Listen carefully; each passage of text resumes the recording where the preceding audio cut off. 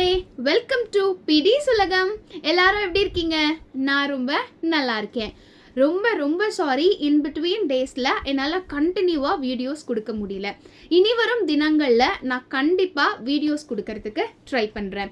இன்னைக்கு சாட்டர்டே சீரீஸில் நம்ம எந்த கோவில் இல்லை எந்த கடவுளை பற்றி பார்க்க போகிறோம் அப்படின்னா, நான் முன்னாடியே சொல்லியிருந்தேன் இல்லையா, திருப்பதி விலாக்ஸில் திருப்பதியை சுற்றி இருக்கக்கூடிய கோயில்களின் தல புராணங்களில் இனி வரும் வீடியோக்களில் பார்க்கலாம் அப்படின்னு.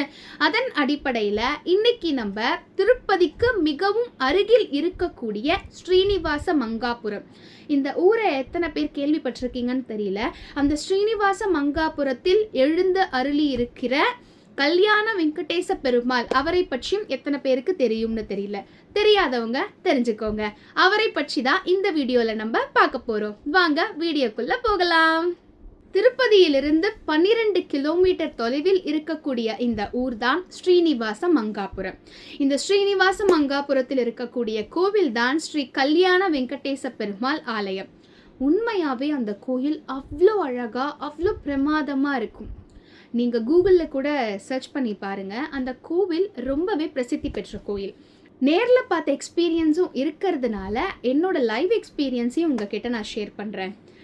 திருமலையில் அவ்வளோ கூட்டத்தில் மனுஷனை பார்க்கறதுக்கு எங்கே முடியுது? ஜருகண்டின்னு நம்மளை தள்ளி விட்டுடுறாங்கல்ல.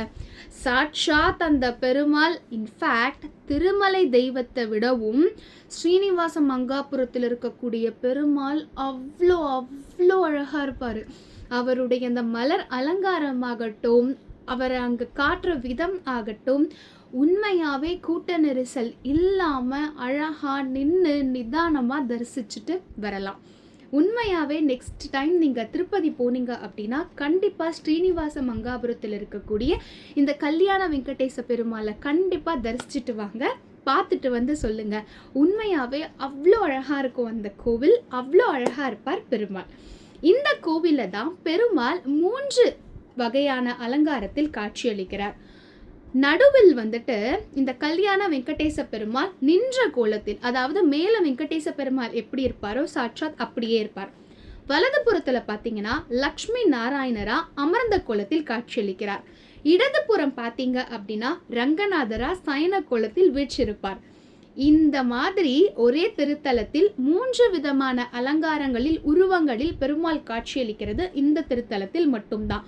அதனால தான் இது ரொம்ப விமர்சையா மற்றும் ரொம்ப அழகான கோவிலா கருதப்படுது.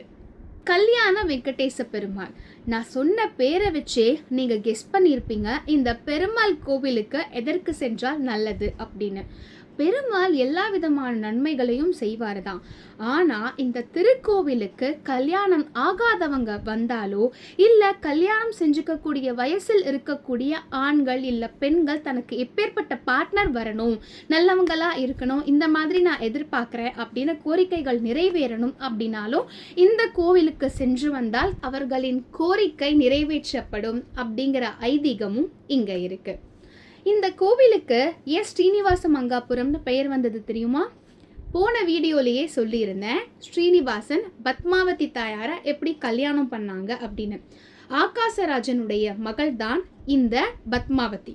ஸ்ரீனிவாசன் ஒரு ஆசிரமத்தில் வளர்றாரு. அவர் பத்மாவதியின் மேல் காதல் கொள்கிறார். அப்புறம்தான் பத்மாவதியை கல்யாணமும் பண்ணிக்கிறார். கல்யாணமான புதிதில், அதாவது நாராயணவனம் அப்படிங்கிற ஒரு ஊர்ல தான் இவங்க 2 பேரும் கல்யாணம் பண்ணிக்கிறாங்க. கல்யாணம் பண்ணதுக்கு அப்புறம் அகத்தியர் வந்துட்டு இந்த மங்காபுரம்ல இருக்கிறாரு. 2 பேரையும் வந்துட்டு விருந்துக்கு அழைக்கிறார். அதனால ஸ்ரீனிவாசனும் பத்மாவதி தாயாரும் விருந்துக்கு செல்கிறார்கள். விருந்தெல்லாம் நல்லபடியா முடிஞ்சதுக்கு அப்புறம் அகத்தியர் பெருமாள் மற்றும் பத்மாவதி தாயாரிடம் சொல்கிறார், புதிதா கல்யாணமானவங்க 6 மாதம் மலையேறக்கூடாது. அதனால நீங்க இந்த 6 மாத காலம் என்னோட ஆசிரமத்திலேயே இங்கேயே தங்கி மகிழணும் அப்படின்னு நான் நினைக்கிறேன். அது எனக்கும் ரொம்ப சந்தோஷமான விஷயம் அப்படின்னு சொல்றாரு. அதை கேட்ட பெருமாளும் தாயாரும் 6 மாத காலம் அங்கேயே வாழறாங்க. அதனால தான் அதுவரைக்கும் மங்காபுரம் அப்படின்னு அழைக்கப்பட்டு இருந்த அந்த ஊர் ஸ்ரீனிவாசன் தங்கினதால் ஸ்ரீனிவாச மங்காபுரம் அப்படின்னு அழைக்கப்படுது. அந்த ஆசிரமம் தான் பின்னாளில் கோவிலாக உருவெடுத்து பெருமாள் வந்துட்டு கல்யாண பெருமாள் அப்படின்னு காட்சியளிக்கிறார். கண்டிப்பா அடுத்த முறை திருப்பதி செல்லும் எல்லோரும் இந்த ஸ்ரீனிவாச மங்காபுரத்தில் இருக்கக்கூடிய கல்யாண பெருமாளையும் நல்லா சேவிச்சுட்டு வாங்க. அதே போன்று ஸ்ரீனிவாசனும் அகத்தியர்கிட்ட, நான் 7 மலைகளை கடந்துதான் திருமலையில காட்சி தரேன். சில குழந்தைகள் மற்றும் வயதில் முதிர்ந்தவர்களால் 7 மலைகளை கடந்து என்னை தரிசனம் பண்ண முடியாது.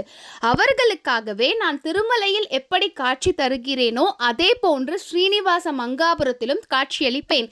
என்னை மேலே தரிசனம் பண்ண முடியாதவங்க கீழே தரிசனம் பண்ணாலும் என்னை மேலே தரிசனம் பண்ணாங்கன்னா கிடைக்கிற அத்தனை பலன்களும் நிச்சயம் கிடைக்கும். கீழே இருக்கிற நானும் மேலே இருக்கிற திருமலை தெய்வமும் வேறு இல்லை, இரண்டுமே ஒன்றுதான் அப்படின்னு பக்தர்கள் நலன் கருதிதான் இந்த கோவில் உருவாக்கப்பட்டது. கண்டிப்பாக நீங்கள் எல்லோரும் முடிந்தால் ஸ்ரீனிவாச மங்காபுரம் சென்று ஒரு முறையேனும் கல்யாண பெருமாளை தரிசிச்சுட்டு அவருடைய அருளையும் பெற்றுக்கொண்டு வாருங்கள். சீக்கிரம் வேறு ஒரு வீடியோவில் சீக்கிரம் சந்திப்போம். நன்றி, வணக்கம், டட்டா, பாய் பாய் மக்களே.